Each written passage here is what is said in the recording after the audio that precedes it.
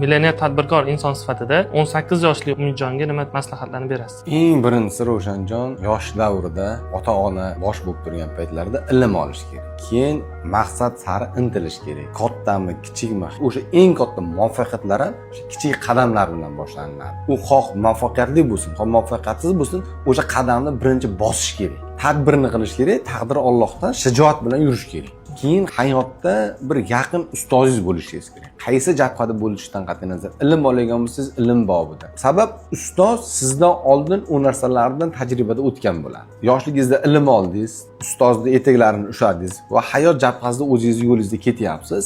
Eng muhim strategiyalardan biri o'zingiz reputatsiyangizni ushlab, o'zingiz maqsadingizni aniq qo'yib, gapingizda va amalingizda va harakatingizda sobit bo'lishingiz kerak. Birinchi navbatda va'dani siz o'zingizga berishingiz kerak. Ahdimda turaman. U katta va'dami, kichik va'dami, birovga berilgan va'dami qizig'i yo'q. Va'dani berilgandan keyin o'shanda ahdda turish kerak. Qanday qilib bo'lmasin, texnik nosozlik bo'ladimi, qiyinchilik bo'lib qoladimi, adashmovchilik bo'lib qoladimi, o'shanda o'sha siz va'dangiz bilan o'sha sizni hurmatingiz, sizni mavqeingiz, sizni chin so'zligingiz o'sha yillar davomida to'planib boradi.